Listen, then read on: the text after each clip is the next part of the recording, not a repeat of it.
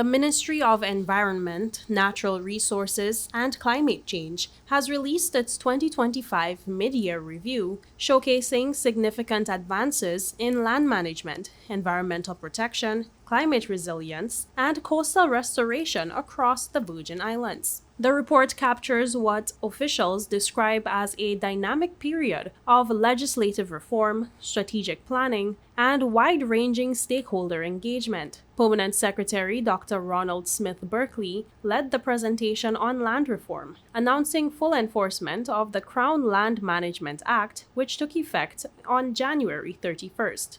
Dr. Smith Berkeley said the ministry has rolled out updated application forms and business plan templates to streamline access to Crown land, supporting the Act's implementation. He added that a proposed Crown Land Advisory Board is awaiting cabinet approval, while the land use and rental policy is undergoing review.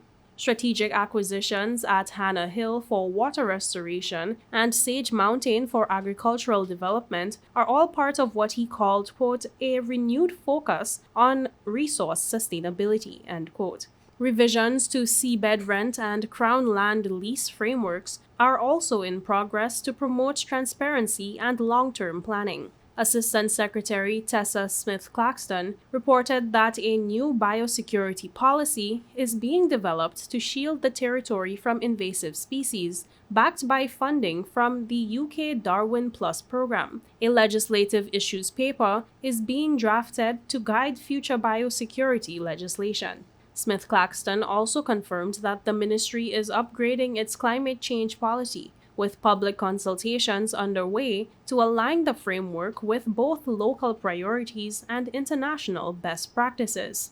A territory-wide survey is collecting feedback on the proposed Environment and Climate Change Bill, underscoring what officials call a commitment to inclusive and transparent policymaking. Meanwhile, the Virgin Islands Climate Change Trust Fund, established in 2009, is set to make its official international debut at an event in Brazil. The fund aims to finance climate-related projects, including support for private residents installing solar panels. Minister and Deputy Premier Julian Fraser, along with the Permanent Secretary and Director of Environment, will represent the Virgin Islands at this launch. Director of Climate Change Angela Burnett-Penn highlighted major progress under the Longbush Beach Management Project launched to restore areas damaged by Hurricane Irma. Key actions include creation of structured parking areas, removal of invasive species, planting of nearly 600 native trees, some commemorating historical figures, construction of 6 eco-friendly family units to soon open. The project serves as a pilot under the Virgin Islands Beach Policy 2020 and will inform broader beach management efforts across the territory. Other coastal initiatives include development at Brandywine Bay and the PROMAS project collaboration that targets marine litter through circular economy strategies such as repurposing plastic waste.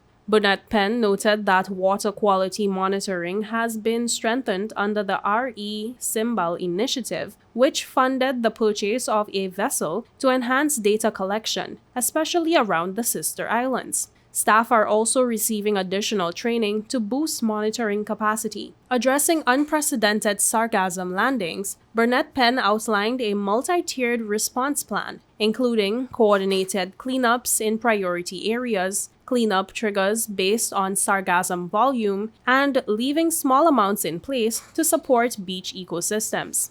Future approaches will include installing booms, acquiring specialized removal equipment, and deploying surf rakes to minimize sand loss. She emphasized the need for dedicated budgetary support to acquire this equipment. Deputy Director of Public Works Navarro Donovan said drainage improvements are underway along Brewers Bay Road to reduce flood risks, particularly near the community center. Closing the session, Deputy Premier and Minister Julian Fraser praised the ministry's team but underscored the urgency of passing the Environment and Climate Change Bill. He voiced concern about unregulated hillside development, warning that sediment runoff from construction often ends up in the ocean. Fraser said, With the proposed legislation, activities like these would require an earth change permit. He added, the bill will bring stricter oversight and regulatory safeguards to development across the Virgin Islands.